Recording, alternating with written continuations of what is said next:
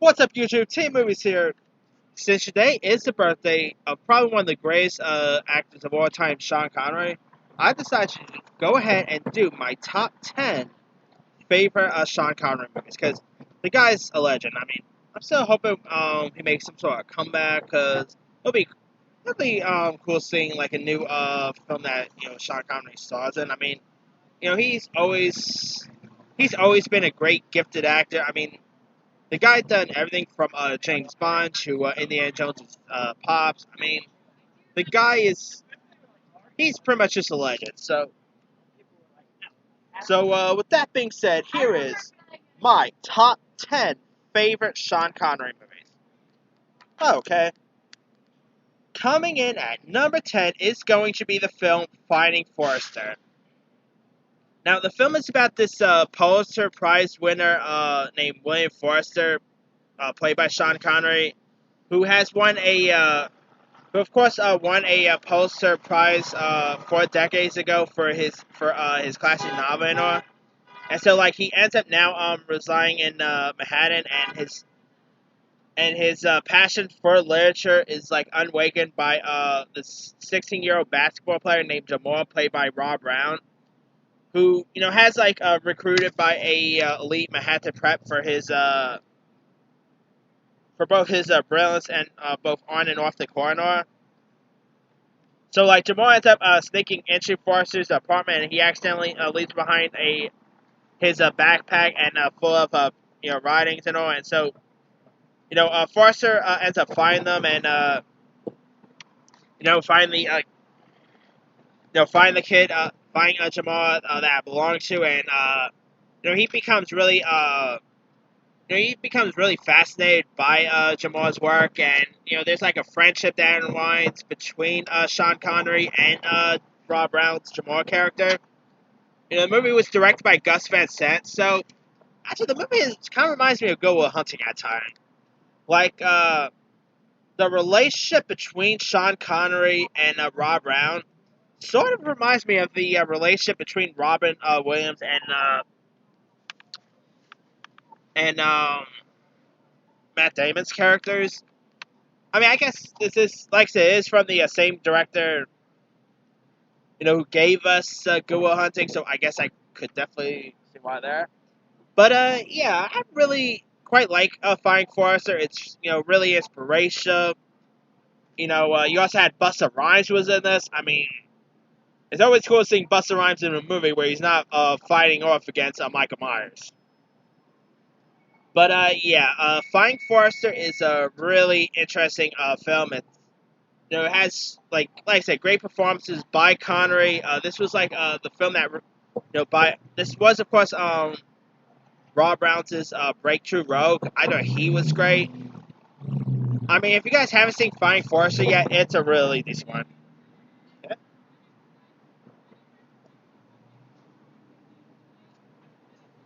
All right, coming in at number 9 is going to be a film called Rising Sun. Now, last week I did my top 10 favorite 90s action movies. I cannot believe I forgot to leave off Rising Sun. Sorry about that. Anyway, Rising Sun is of course a 90s action film that paired up Sean Connery with Wesley Snipes. That was a really cool team up right there. I mean, like Sean Connery teaming up with Wesley Snipes, why not? You also had Harvey Keitel, Tia Carrere was in this, Ray Wise, Kerry, Ariki, Takuya. And this is where this prostitute ends up being found dead in a Los Angeles skyscraper that's occupied by a Japanese corporation. So you got detectives John Connor. Connor. That's kind of funny that Sean Connery's character's name is Connor.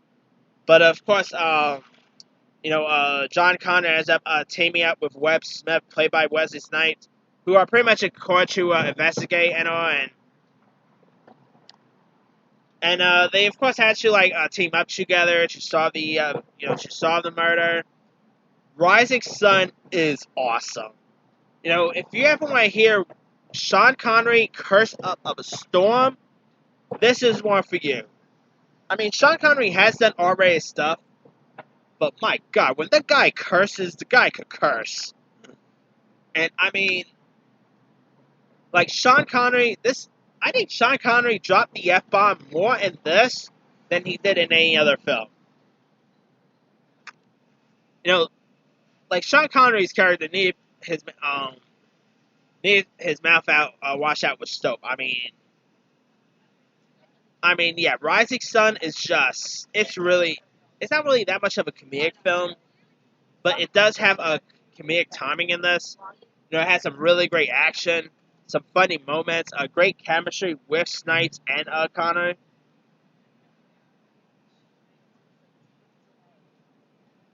And yeah, if you guys haven't seen Rising Sun yet, do yourself a favor, go check Rising Sun out. It's a really fun action film. All right, coming in at number 8. Wait. All right, sorry about that. Anyway, all right, coming in at number 8 is going to Never Say Never Again. Now, obviously, we're gonna have some Bond movies in this list because Sean Connery made his big breakthrough role as James Bond. I mean, he's done stuff before Bond and all, but it was really the Bond movies that really sent him to the spotlight. And Never Say Never again was actually Sean Connery's last portrayal of of 007.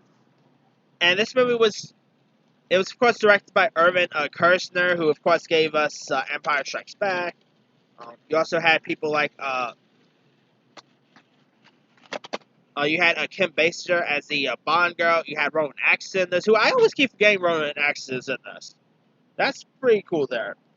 You also had Bernie Casey. Edward Fox was in this. I mean, this time around, you got James Bond, who's like aging and all, and he ends up making a uncharacteristic mistake during a routine training mission. And he ends up leading and played by Edward Fox to believe that the British investigation spy is now past like his prime and all. So M ends up definitely suspending Bond from activity duty. And so, like a Spectre member named Fatimia Bush, played by Barbara Carrera, and her fellow terrorists ends up successfully steal two nuclear missiles from the U.S. military. So end up, of course, must reinstate Bond and all. And so Bond has to pretty much end up beating Spectre at their own game and all. And of course, you got Kim Basinger as the Bond girl who ends up. Of course, you got Kim Basinger as the Bond girl who ends up teaming up with 007 here. I mean, uh, anyway, Never Say Never Again is a really great one. It does have a great soundtrack to it.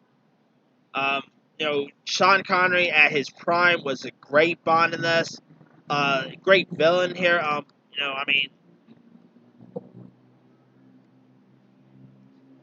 Barbara Carrera played the main. Pretty much, she of course played the bad woman in this. I mean, not every day you get to see a female as a Bond villain, but I thought Barbara was really great in her part. And Sean Connery, of course, did some cool action. Yeah, if you guys never seen Never Say Never Again, it's a really decent one. And it's a shame we never Sean Connery never portrayed his role as Bond after that. But hey, he still had a good run as the role of Bond.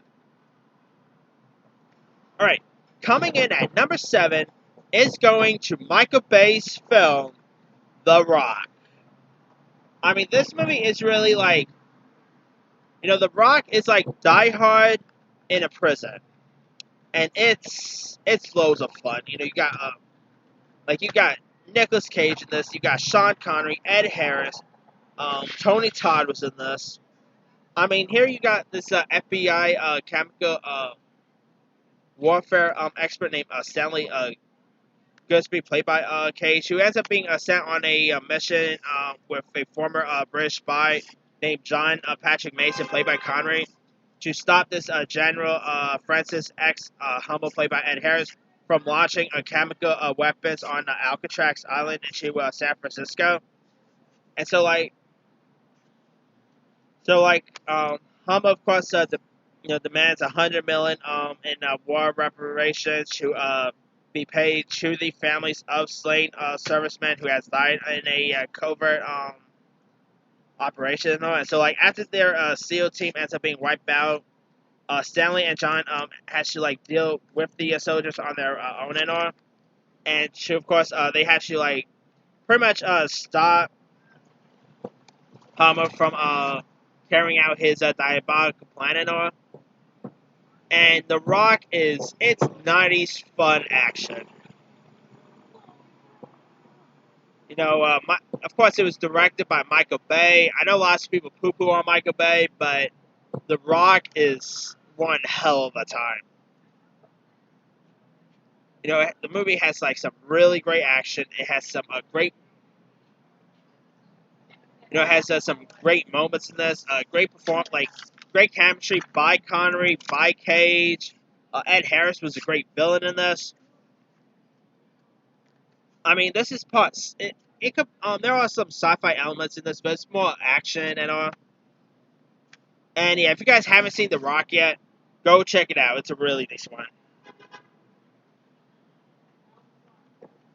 All right, coming in at number 6 is going to be The Hunt for Red October, which is, of course, the film based on a book by Tom Clancy. And, stars Sean Connery as his submarine captain who has, abandoned his orders and head for East Coast of the U.S. and all.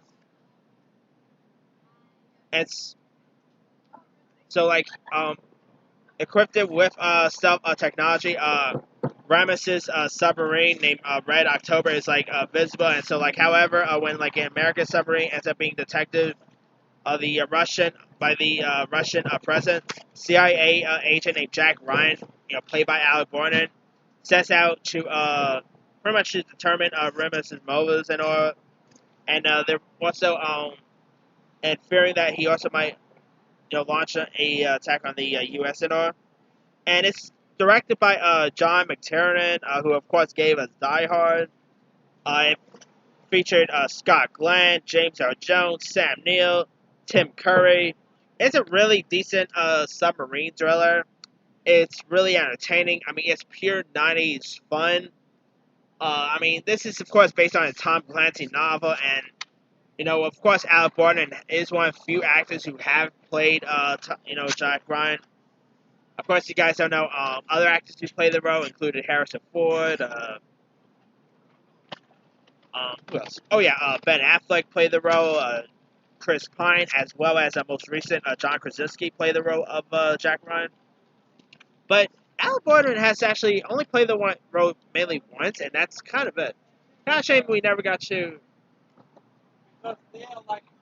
Shame we never really got to see Alec Baldwin play Jack Ryan again, because I thought he played that role really well.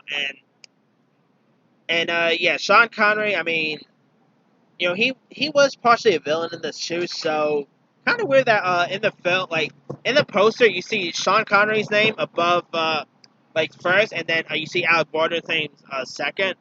Kind of weird, because Alec Baldwin is kind of more the main character in this, which I always found to be weird, but anyway. Alright, coming in at number 5 is another 007 movie, and that's going to From Russia with Love. This time, Agent 007 ends up, it's the second installment of the Bond series, and this time he's battling a secret crime organization known as Spectre, the aforementioned organization. And you got these Russians. One of them is named Rosa Klebb, played by Lilette Lina, and Kroskin, and this other Russian named Kroskin, who are pretty much out to snatch a decoding device known as the Lecter and all, and so using the rat fishing Tatiana, played by Danila Hey, I could never really pronounce the last name that well. But she of course has to lure Bond into like helping him and all, and Bond's ended up willing travel to meet Tatiana in at this at Sin Bo, and also and he actually like tried to stop the weapons and all. It's directed by Terrence Young. You also had Jaws actor Robert Shaw was in this. For Russia with Love it's a really good Bond film. You know, Sean Connery is definitely one of the best Bond we ever had. Connery played that role really well. I mean, Laurette Lanaya was really great as Rosa Klebb. Danella Beninici, was really great as Tatiana and all. And yeah, I mean, honestly, it's a Bond movie, and what Bond movies don't have Bond girls in them? Whether they're good girls or bad girls and all, but anyway, yeah, if you guys haven't seen From Russia with Love, go check it out. It's a really nice one.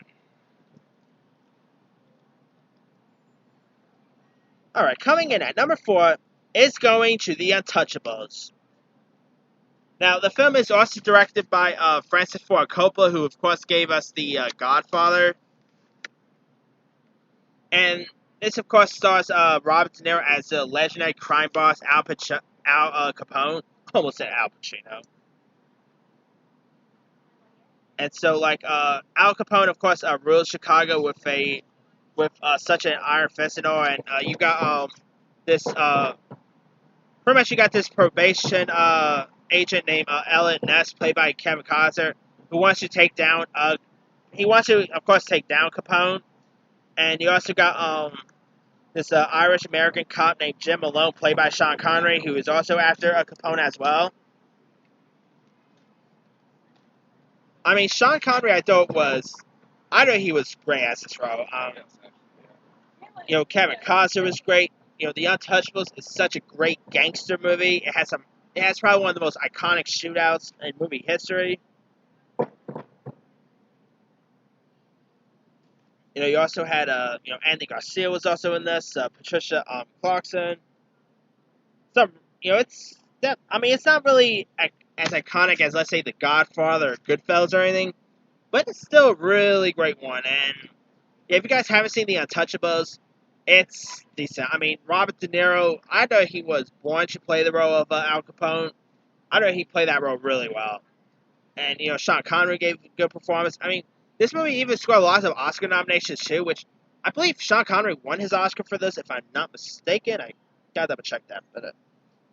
But yeah, The Untouchables it's an 80s classic. Like, if you guys never seen The Untouchables by now, go check that one out. Alright. Coming in at number 3 is going to Highlander. Highlander is probably one of the greatest fantasy movies there is. You got Sean Connery as the, pretty much as the king of, as the mortal character of Ramirez, who, of course, and you got Christopher Lambert as the role. Anyway, you got Christopher Lambert as the role of Connor McLeod, who, of course, ends up becoming a member of the species, and he ends up being, he was just a normal guy, but then he ends up getting sucked into a world and become like, and pretty much becomes like a member of the species and all. And so yeah, you got Sean Connery was in this. Clancy Brown, of course, played the bad guy. You had Roxanne Hart was in this. Now, granted, Highlander 1 is great. Sean Connery did reprise his role for Highlander 2, but Highlander 2 is probably one of the worst movies of all time. Down the line, I'm going to do my 10 favorite worst movies of all time. And yes, Highlander 2 is going to be on that list. Highlander 2 is god awful. It's just, yeah. But the first Highlander is really fun. It's great. It's a great fantasy adventure. has some really cool characters here.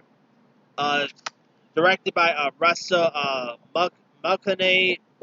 It has the iconic line, "There can be only one." I mean, I cannot do that line better. But anyway, yeah, Highland. I mean, Highlander isn't really like my favorite movie of all time. Nothing like that. I mean, I know one of my favorite movie pundits, John Campea.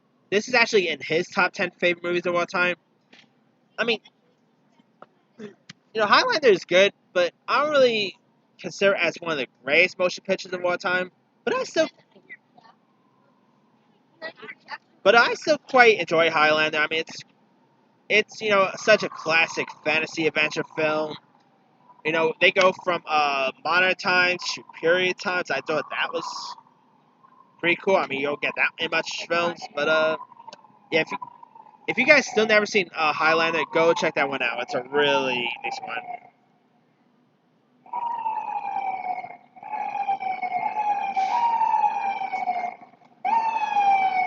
All right. All right. Coming in at number 2 is going to Indiana Jones and the Last Crusade, which, of course, is the third installment of the Indiana Jones franchise. This time around, you got Indiana Jones, who's now teaming up with his dad, Papa Jones. Or I should say Dr. Henry Jones, I meant to say. And, like, Indy's dad ends up, going missing, so he has to try find his Mr. Daniel, and you got the late River Phoenix, who played, like, the younger Indiana Jones. I thought that was pretty cool to watch. I really like the father and son chemistry with the two Joneses. I mean, Harrison Ford and Sean Connery both as Indiana Jones, both as Jones, kid, dad and son was pretty cool. Of course, it was directed by Steven Spielberg, who I mean, he's the goat. Who doesn't love Spielberg? You got Julian Glover as the art collector here.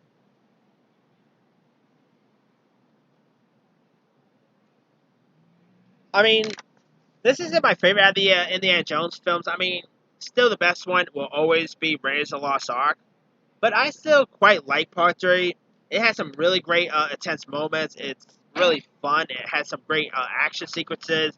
And a great father and son relationship between Harrison Ford and Sean Connery. I mean, you really could put them at, like, you really brought those two as father and son.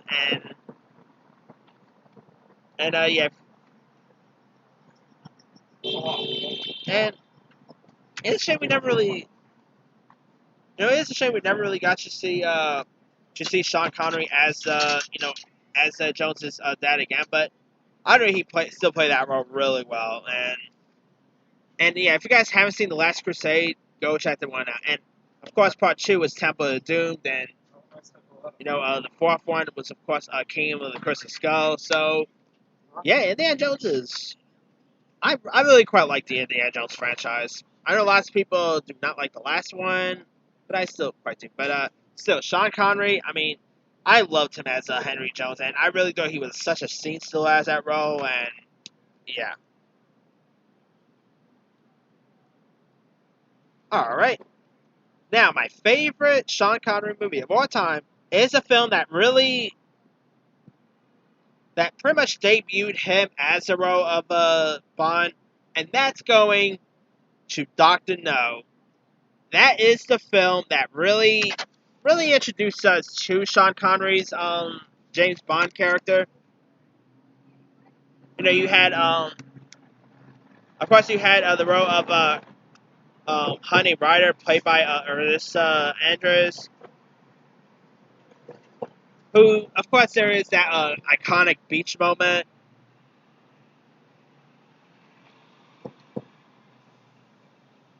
Of course, this time you got Honey, who has to team up with with Bond to take down the title of the villain, who's of course named Doctor No, who's by the way played by Joseph Wiseman. I think he was a great villain. You know, pretty much, Sean Connery is definitely one of the best Bond movies we've ever had. I really thought he played Bond well. I mean, it's a shame he never continued playing the role down the line, but hey, the other actor still was good. I mean, Roger Moore was a great Bond. Pierce Brosnan was, of course, a great Bond. Daniel Craig was great.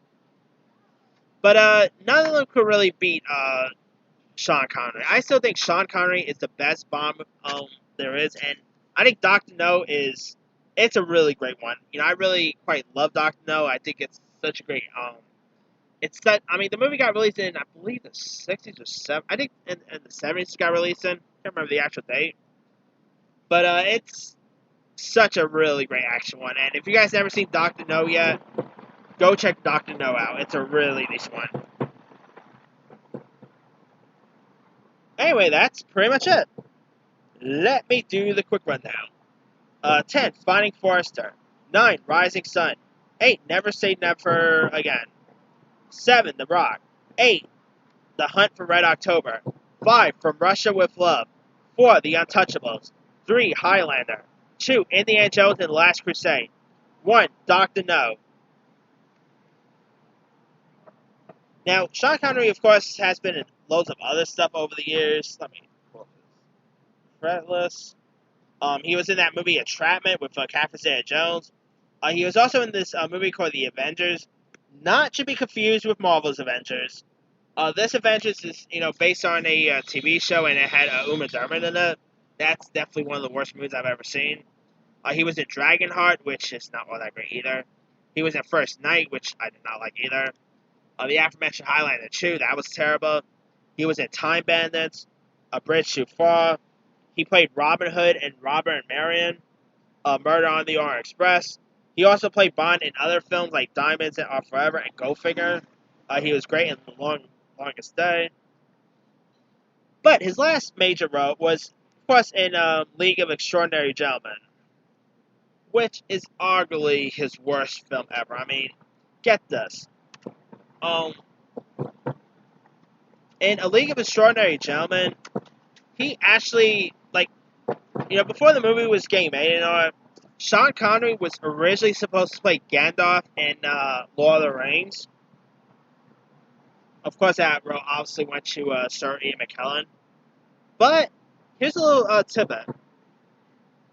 Sean Connery actually dropped out of Lord of the Rings so he could do The League of Extraordinary Gentlemen.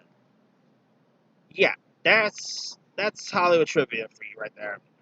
And I think this is the movie that really made him retire, to be honest with you. Because since League of Extraordinary Gentlemen, he has not done a film since. So, shame that this movie ended up being his last major motion picture. And, yes, really, this movie was, it's horrible. I mean, it's, it's arguably one of the worst movies of all time. It's a stoink fest. I mean, yeah, definitely skip A League of Extraordinary Gentlemen. It's just garbage. But yeah, I mean, Sean Connery's been in some great stuff, but he's also been in some not great stuff. But anyway, let me leave it to you guys. What are some of your favorite Sean Connery movies? Drop a comment below. Don't forget to like, subscribe, hit that bell for notifications. This here is Team Movies signing off.